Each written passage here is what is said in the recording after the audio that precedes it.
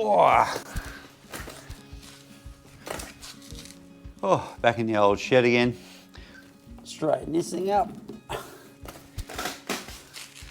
Yeah, back in the old shed again. Bit of a gloomy day out there, but looks like it's trying to get better.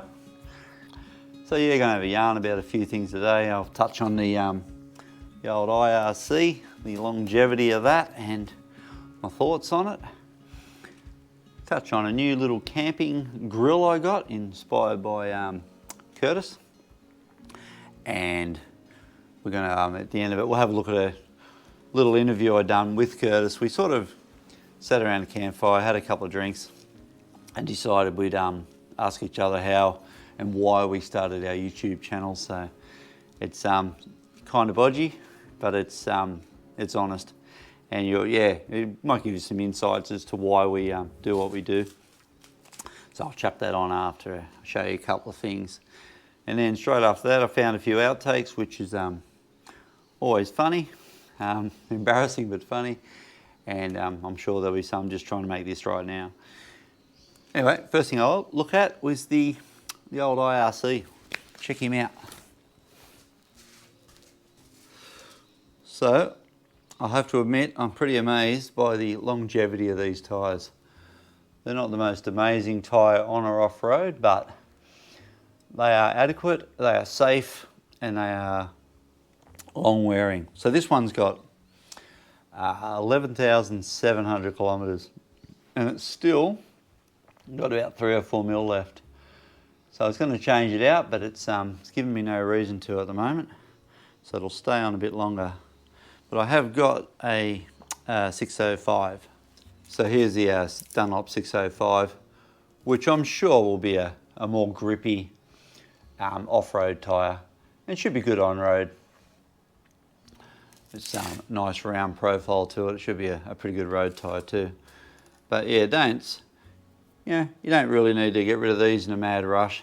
They're fine. They'll do anything sort of I've done. Most sort of riding, most terrain. So yeah, don't be in a mad rush to throw them away thinking they're rubbish, because they're actually a pretty good tyre. So I ended up getting this little Camping Moon grill. I seen Curtis use one and I thought I need one of them. It comes with a nice little bag, handle, don't know what you use that for, but nice little bag. And very well made little thing. Comes with instructions, which is all written Chinese. Hundreds of words on how to do this. So forget the instruction book, throw it away. Use it to get the first fire going, and that's basically it. Tell by the configuration, it's you put some fairly small sort of food items on there, steaks on top, sizzle the steak as it is. You can literally cook toast on it or whatever you wanted to, but mate, she's built like a brick outhouse. It's I'm amazed by how well built it is. Said it'll hold 20 kilos. I have no doubt it would hold 20 kilos. So the rest of my sort of camping equipment I take, put that aside for a bit. It's pretty well, I'll take this, put that on the bike. And within this is, if we can get it out, frying pan, plate. Yeah, I used to do this for putting toast on, cooking toast on, but this may do that now. Tool to get the frying pan off the fire. A couple of lighters, some fire starters. Egg flip, modified to suit. Actually fit inside the pan. Cutlery, it's all Cedar Summit stuff, weighs nothing. Comes in handy. Couple of knives. This is my old one. Always, whether you're just stabbing sausages or whatever, cutting things up, or bit of rope, or just anything. It's always good to have a pocket knife. So that's the old one. Just sort of updated it. Got a bit excited and bought this, I think it's Raxco. It's a Cool little knife. Certainly well built. And a pretty fancy way to stab your snags. But it's, yeah, it was only, I think it was $18 delivered, something like that. So I thought, why not? Get a nice knife. Another one, and frying pan. She's pretty scratched up. It's had a hard life. It's been all over the place, but yeah, that's pretty well the old kit. So the new idea is simply to use this, either cooked steak or whatever straight on top, but I'll probably just do that. Probably put the frying pan on it. You know, coals underneath, or yeah, or flames. It doesn't really matter with the frying pan. And yeah, that'll probably be me. Nice simple setup. But I have another thing that I used to use. I'll show you that one. It may come in handy for as a wind deflector. I'll show you that now. So originally, I used to use this sheet of tin. Just basically sheet of gal. I just cut it out with an angle grinder, bolted it together. Pretty light, but it could make a pretty handy sort of windshield thing for it now. Good way to contain your fire too. Put a big pile of coals in there. But traditionally or originally this is how I used to use it. Put the sides in. It's been on many a trip, this thing. Put the frying pan straight on top. That was it. Put sticks, feed it up with little sticks, and yeah, great. Good simple little setup. But this little little grill thing now maybe sort of taken over it a bit. So this winter I plan to do a bit more cooking during my day rides, so it gets a bit hot in summer to sit there sizzling up something, but come winter, mate, good therapy, sit down in the bush, just on your own near a creek, cooking up a feed. Mate, it's just much needed and good fun. But I'll still be doing my camping rides for a little bit longer, till it gets a bit cooler. Hopefully go in about another week, a bit less. So when it gets a bit too cool, I'll probably take the pub type accommodation, and just so I can still get out exploring and see lots of places, but without freezing to death in a tent. It's mighty cold up in them hills. But the next ride should be this week, hopefully, if it clears up. Going with a local fellow with a got a CRF 450. So I'm going to jump on that, which will be different. Give you some thoughts on that one. And I'll take him for a local loop around through Tambin, Yarrahappini, and end up on the beach if he's keen to go beach riding. So that's the plan for that one. So yeah, with the cooking stuff, if you've got any ideas on what to cook, how to cook it, open fire, frying pan, grill sort of setup, just yeah, give us a yell. I'm always looking for ideas on, you know, what works for you guys, what I can take with me, and what tastes good. So yeah, that's probably the main thing. But yeah, you got any tips? Give us a bit of info, it'd be good. So I'm curious, and I guess others out there are, what's your motivation to make a YouTube videos? Like now? Now? Yeah, rather than the initial scrambler ones, the Ducati? I think the main reason I like to make videos, there's two reasons. One, I've always had a creative outlet. I've always had a bit of a creative side, and I need a creative outlet. Yeah. And I like the editing. So you enjoy editing? I enjoy editing. I enjoy going out, getting the footage. That's the fun stuff, right? Yeah. Like doing all the writing.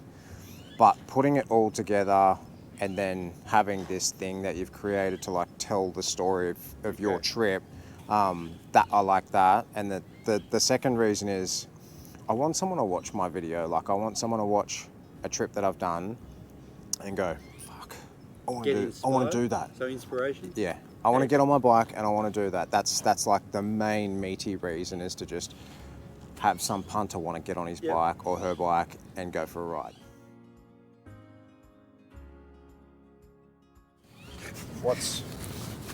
Why did you start your channel and why do you keep doing it? I think that's probably the good questions. You're good at this. Started it when I was windsurfing, right? I just love sailing, put GoPro on my head, glued one to my board, And that was cool. Maybe people would like to see it. Yeah. No remote thought of this could be something other than me just saving memories or showing people what I've done. Yeah. And then, going fast forward, that was probably 5 years ago. Fast forward a few years, got a motorbike again. Didn't have one for years. And then, I thought I'd just capture where I ride around. Like horrible editing, horrible everything. It was just it's painful to watch for me. Was that the DR? The first one was a rally, another CRF rally, 250 rally. Okay. Hadn't ridden a bike for 30 years because I had a bus nearly kill me. So. Yeah, right. Yeah. But bus took 17, give me a hard time. So I went, all right, not doing that because I'm not dying at 17. Yeah, sure. I bought another bike, and I thought, stick a GoPro on my helmet and just film where I go. Yeah. So, but also like what you touched on, a big chunk of it is it's just got this creative side. Yeah. Have to like put the puzzle together. Yeah. You get all the whole video thing we're doing is a puzzle, right? Yeah. It's like 1,000-piece puzzle. Yeah, for sure. And you just put all these SD cards in and you got stuff and you go, whoa, and then you put it together. Yeah, you start putting it together. Yeah. And then you go, and then it's a story. Yeah. And that's a reward in itself. It's satisfying that you've actually created something that's from nothing. Yeah, for sure. And it's a little block of your life too. Yeah. All comes from your imagination too, hey? Like, you look at different YouTube channels and stuff like that, and you kind of, like, you can see their imagination in absolutely, it, you know what I mean? By what ideas they've had to film what or where they've gone and stuff. And you see what they like. They go, they love bloody, panoramic drone shots and overlaying motorbike noises, or someone's into macro photography, loves, like, a few of the guys I watch, not in motorbike, camping ones, and they just love close-up photography of things. Yeah. And so that's their passion, and their passion becomes part of the puzzle, and then they create the puzzle and then deliver it to everyone. Yeah. And the bonus is you get money for it. Yeah. Like getting paid to do something you're going to do anyway. Yep. Yeah, for sure. Is that one? Well, can you see my hand? yeah, I'm as blind as a bat. But I Can you see my hand? Yeah. I'm going to have to tell. Could you see me? Do you want to? Yeah. Yeah. Okay. Yeah, chuck a chair here. Just, We'll just jibber. just You all good? It's not too high or low or anything weird. It's not showing tins of soup. Nah. Nothing boring. You think it's good? I think so. What was your question? I've now forgot. Don't know. I think I'm doing something with this thing. Oh, YouTube videos. Yeah, Why people so- like make their video? Yeah, so why, like, you're getting more known now, right? And people... I'll start again. I can see this is shit. Start again.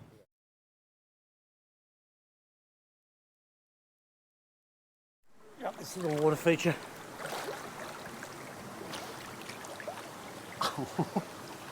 It's run into a rock. Anyway, frying pan, that's good. If it doesn't do anything stupid, it's trying to. Doesn't matter if it hits the ground. Yeah, that's fine. It touched my hand. It's like 4,000 degrees. Might make your way back, pack up this camp, and head out to a place called